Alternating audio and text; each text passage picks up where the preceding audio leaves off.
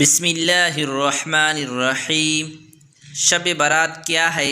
ماہ شعبان المعظم میں ایک رات آتی ہے جو بڑی فضیلت اور بزرگی والی رات ہے۔ جلیل القدر تابعی حضرت عطاء بن یسار رحمۃ اللہ علیہ فرماتے ہیں کہ لیلۃ القدر کے بعد شعبان کی 15ویں شب سے زیادہ کوئی رات افضل نہیں۔ اس رات کے کئی نام ہیں۔ لیلۃ المبارکہ یعنی برکت والی رات، یعنی اللہ تعالیٰ کی رحمت خاصہ کے نزول کی رات، دستاویز والی رات، دوزخ سے چھٹکارا ملنے اور بری ہونے کی رات۔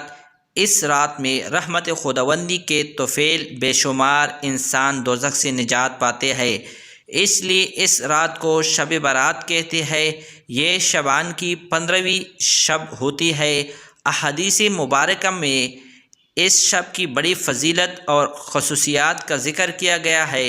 ہم احادیث کی کتابوں میں یہ عام طور پر پڑھتے اور سنتے رہتے ہیں کہ اللہ تعالیٰ عام راتوں میں رات کے تہائی حصے میں آسمان دنیا پر تشریف فرماتے ہیں اور ندا آتی ہے، ہے کوئی جو مجھ سے مغفرت طلب کرے، ہے کوئی جو مجھ سے رزق طلب کرے، ہے کوئی مصیبت زدہ جس کی مصیبت کو دور کرو۔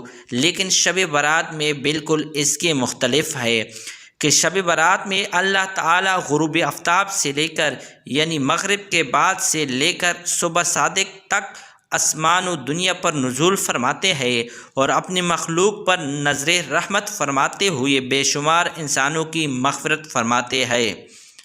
البتہ کچھ محروم القسمت لوگ ایسے ہیں جو اس شب میں بھی نظر رحمت سے محروم رہتے ہیں۔ ایک حدیث ہے جس کا مفہوم کچھ اس طرح ہے کہ حضرت عائشہ صدیقہ رضی اللہ تعالی عنہ نبی کریم صلی اللہ علیہ وآلہ وسلم سے روایت فرماتی ہے کہ آپ نے فرمایا کہ تمہیں معلوم ہے اس رات یعنی شعبان کی 15ویں شب میں کیا ہوتا ہے؟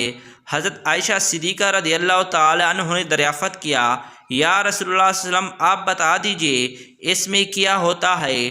تو آپ صلی اللہ علیہ وآلہ وسلم نے فرمایا اس شب میں یہ ہوتا ہے کہ اس سال میں جتنے بھی پیدا ہونے والے ہیں وہ سب لکھ دیے جاتے ہیں، اور جتنے اس سال مرنے والے ہوتے ہیں وہ سب بھی اس رات میں لکھ دیے جاتے ہیں، اور اس رات میں سب بندوں کے اعمال سارے سال کے اٹھائے جاتے ہیں، اور اسی رات میں لوگوں کی مقررہ روزی اترتی ہے۔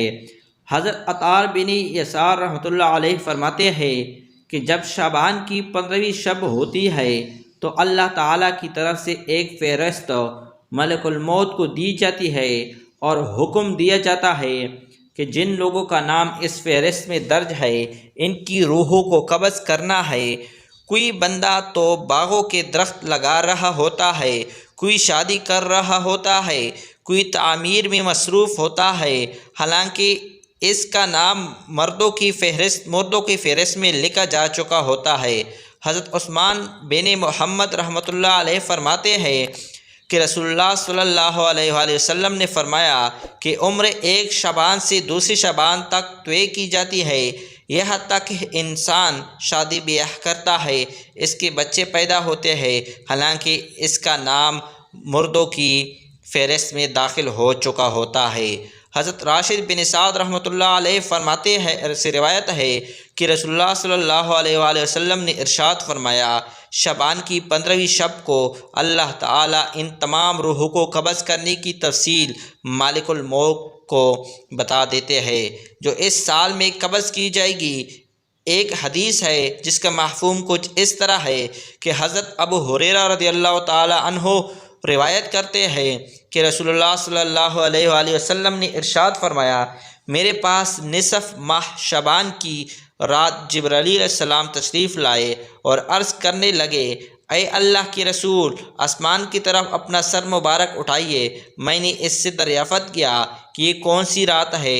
انہوں نے کہا یہ وہ رات ہے جس رات اللہ تعالی رحمت کے 300 دروازے کھول دیتا ہے اور ہر اس شخص کو بخش دیتا ہے جس نے اس کے ساتھ کسی کو اپنا شریک نہیں ٹھہرایا، بشرطے وہ جادوگر نہ ہو سود خور نہ ہو، زانی نہ ہو، شراب کا عادی نہ ہو، ان لوگوں کی اللہ تعالیٰ اس وقت تک بخشش نہیں فرماتا جب تک کہ وہ توبہ نہ کر لے۔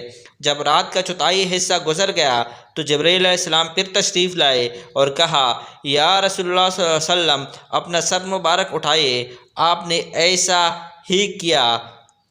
آپ نے دیکھا جنت کے دروازے کھلے ہیں اور پہلے دروازوں پر ایک فرشتہ پکار رہا ہے، خوشی ہو اس شخص کے لیے جس نے رات کو رکوع کیا، اور دوسرے دروازوں پر ایک فرشتہ ندا دیتا ہے، خوشی ہے اس شخص کے لیے جس نے اس رات میں سجدہ کیا۔ تیسرے دروازے پر ایک فرشتہ ندا دے رہا تھا، خوشی ہے اس شخص کے لیے جس نے اس رات میں سجدہ کیا۔ تیسرے دروازے پر ایک فرشتہ ندا دے رہا تھا، خوشی ہے اس شخص کے لیے جس نے اس رات کو دعا کی۔ چوتھے دروازے پر ایک اور فرشتہ ندا دے رہا تھا، خوشی ہو اس رات میں ان لوگوں کو جو ذکر کرنے والے ہیں۔ پانچویں دروازے پر فرشتہ پکار رہا تھا، خوشی ہے اس کے لیے جو اللہ کے خوف سے اس رات میں رویا۔ چھٹے دروازے پر فرشتہ پکار رہا تھا، اس رات کے تمام مسلمانوں کو خوشی ہو۔ ساتویں آسمان پر فرشتہ ندا دے رہا تھا، کیا ہے کوئی مانگنے والا کہ اس کی آرزو اور طلب پوری کی جائے۔ آٹھویں دروازے پر فرشتہ پکار رہا تھا، کیا کوئی معافی کا طلبگار ہے کہ اس کے گناہ معاف کیے جائے۔ رسول اللہ صلی اللہ علیہ وآلہ وسلم نے جبرائیل علیہ السلام سے پوچھا کہ یہ دروازے کب تک کھلے رہیں گے؟ جبرائیل علیہ السلام بولے کہ اول شب سے طلوع فجر تک۔ مزید کہنے لگے کہ اس رات میں دوزخ سے رہائی پانے والے جماعت کی تعداد بنو کلب کی بکریوں کے بالوں کے برابر ہوگی۔ ایک حدیث ہے جس کا مفہوم کچھ اس طرح ہے، حضرت ابوبکر صدیق رضی اللہ تعالی عنہ رسول اللہ صلی اللہ علیہ وآلہ وسلم سے روایت کرتے ہیں کہ آپ نے فرمایا، اللہ تعالیٰ نصف شعبان کی شب آسمان دنیا کی طرف نزول فرماتے ہیں۔ ایک حدیث ہے جس کا مفہوم کچھ اس طرح ہے کہ حضرت عائشہ صدیقہ رضی اللہ تعالی عنہ فرماتی ہے کہ ایک رات میں نے رسول اللہ صلی اللہ علیہ وآلہ وسلم کو اپنے پاس نہ پایا تو میں آپ کی جستجو میں نکلی، کیا دیکھتے ہو کہ آپ جنت البقیع میں تشریف فرما ہے؟ آپ نے فرمایا، اے عائشہ، کیا تمہیں یہ اندیشہ ہے کہ اللہ کے رسول تم پر زیادتی کر سکتے ہیں؟ میں نے عرض کیا یا رسول اللہ صلی اللہ علیہ وسلم، مجھے یہ خیال ہوا کہ شاید آپ کسی دوسرے اہلیہ کے پاس تشریف لے گئے ہیں۔ آپ نے فرمایا، بلا شبہ اللہ تبارک تعالی شعبان کی 15ویں شب آسمان دنیا کی طرف نزول فرماتے ہیں، بنو کلب کی بکریوں کے بالوں کے برابر لوگوں کی مغفرت فرما دیتے ہیں۔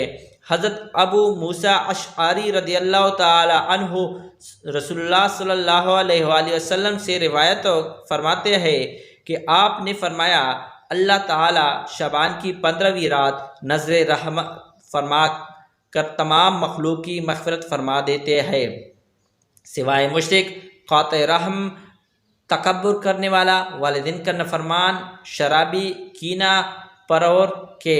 ایک حدیث ہے جس کا مفہوم کچھ اس طرح ہے کہ حضرت علی رضی اللہ تعالی عنہ فرماتے ہیں کہ رسول اللہ صلی اللہ علیہ وآلہ وسلم نے فرمایا، جب شعبان کی 15ویں شب آئے تو رات کو نماز پڑھو اور اگلے دن روزہ رکھو، کیونکہ غروب آفتاب سے لے کر طلوع صبح تک اللہ تعالی آسمانی دنیا پر رہتے ہیں اور فرماتے ہیں، ہے کوئی مجھ سے بخشش مانگنے والا کہ میں اسے بخش دوں، ہے کوئی رزق طلب کرنے والا کہ میں اسے رزق دے دوں، ہے کوئی مصیبت زدہ کہ میں اسے مصیبت سے نجات دوں۔